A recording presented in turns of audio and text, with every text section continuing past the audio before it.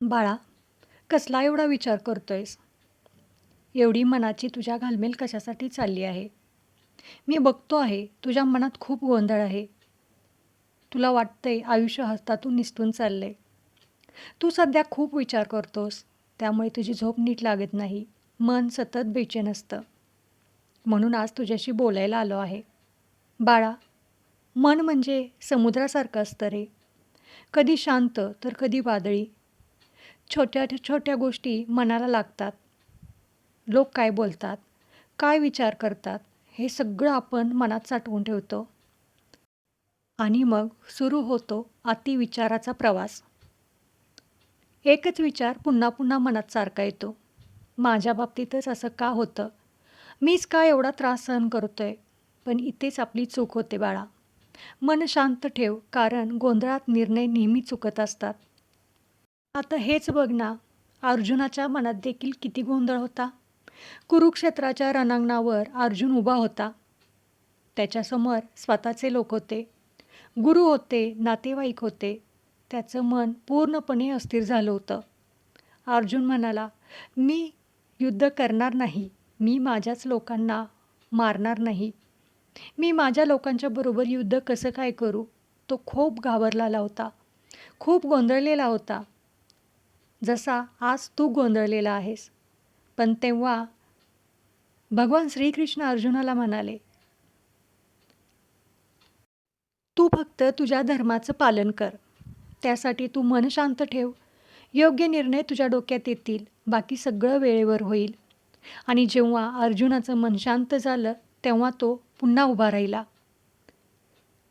पांडवांचं देखील असंच होतं. त्यांचं आयुष्यसुद्धा बघ ना, राजा असूनही त्यांना वनवास भोगावा लागला. अपमान सहन करावा लागला. द्रौपदीचा दरबारात अपमान झाला. त्यावेळी ते काही करू शकले नाहीत. जर तेव्हा त्यांनी मन गमावलं असतं तर कधीच जिंकले नसते. पण त्यांनी संयम ठेवला. योग्य वेळेची वाट पाहिली आणि शेवटी वेळ आली आणि विजय देखील त्यांचा झाला. कर्ण देखील खूप पराक्रमी होता. पण त्यांच्या आयुष्यात वेळ आणि परिस्थिती त्याच्या विरोधात होती. त्याच्याकडे सगळं काही असूनही योग्य वेळ त्याच्यासोबत नव्हती. यातून एक गोष्ट समजते, फक्त ताकद नाही, वेळ ही खूप महत्त्वाची असते. युधिष्ठिर देखील नेहमी शांत राहिला. कितीही संकट आलं, त्याने संयम सोडला नाही. त्यामुळेच तो धर्मराज म्हणून ओळखला गेला. शांत मनाने घेतले निर्णय नेहमी योग्य असतात. म्हणून स्वामी सांगतात, प्रत्येक गोष्ट योग्य वेळ आली की घडतेच. आपण फक्त प्रयत्न करायचे असतात. आपण नेहमी भविष्याची भीती बाळगतो. जे अजून घडलंच नाही त्याचा विचार करत राहतो. जर हे झालं नाही तर काय? जर मी हरलो तर काय? जर असं घडलं तर काय होईल? जर तसं घडलं तर काय होईल? पण खरं सांगायचं तर आपण 90% गोष्टींची भीती उगाचच बाळगतो. त्यात ज्याचा आपल्या आयुष्याशी काही संबंध नसतो. जी वेळ अजून आलेलीच नाही, तिच्यासाठी आजच आपण स्वतःला त्रास करत राहतो. म्हणून स्वामी म्हणतात, जे होणार आहे ते योग्य वेळ आल्यानंतर नक्की होईल. तुम्ही फक्त कर्म चांगलं करत राहा. कारण वेळ ही खूप शक्तिशाली असते. तीच माणसाला घडवते आणि रडवते देखील आणि खूप काही शिकवून जाते. आज तुझा वाईट काळ आहे, पण तो कायमचा नाही. जसं रात्रीनंतर सकाळ येते, तसं संकटानंतर सुख हे येतच. लक्षात ठेव, देव उशीर करतो, पण अन्याय कधीच कोणावर करत नाही. जेव्हा मन शांत असतं, तेव्हा विचार स्पष्ट होतात. तू निर्णय योग्य घेऊ शकतोस. तुझी ऊर्जा योग्य दिशेने वापरू शकतोस.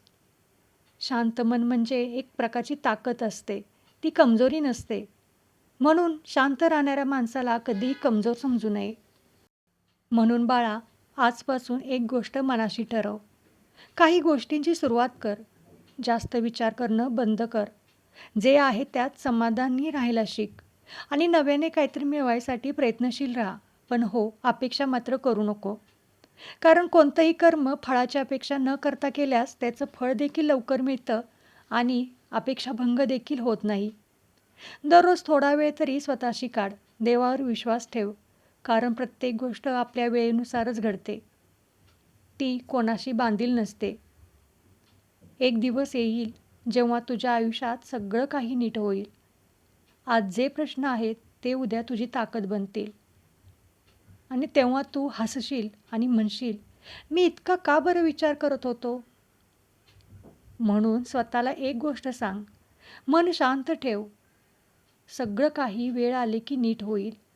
तू एकटा नाहीस, मी तुझ्या बरोबर आहे. म्हणून नेहमी माझं नामजप कर. लोकांना वेडं-वाकडं बोलू नको. लोकांच्या परिस्थितीचा फायदा घेऊ नको. लोकांना नेहमी मदत करत राहा. कारण तू देखील या समाजाचं काहीतरी देणं लागतोस. हे फक्त लक्षात ठेव. तुझ्या आयुष्यात सगळं काही नीट होणार आहे. जर का तू इतरांना त्रास दिला नसशील, तुझ्या हातून कोणतं पाप घडलं नसेल, तर त्रास होईल तुला. तुझ्या काही गोष्टी मनासारख्या घडणार नाहीत.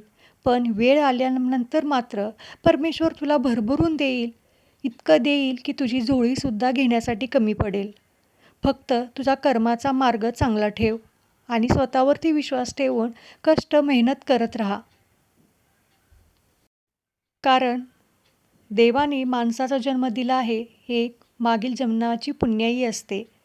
त्या पुण्याईत भर टाकायचं असेल तर कर्म चांगलं कर. अतिविचाराने आपली वैचारिक ताकद कमी होते. त्यामुळे गोंधळलेल्या अवस्थेत आपण चुकीचा निर्णय घेऊ शकतो. त्यामुळे मन शांती राहणं खूप महत्त्वाचं आहे. त्यासाठी नामजप कर. श्री स्वामी समर्थ या नामजपाचा रोज 11 वेळा माळनी जप कर. आणि स्वामी समर्थ सारामृतचे 3 अध्यायाचे रोज पठण कर. स्वामी तुझा नेहमी आशीर्वाद देतील. स्वामींची तुझ्यावरती नेहमी कृपा आशीर्वाद राहील. व्हिडिओ आवडला असेल तर कमेंटमध्ये श्री स्वामी समर्थ लिहायला विसरू नका आणि सबस्क्राईब करायला देखील विसरू नका. धन्यवाद. श्री स्वामी समर्थ.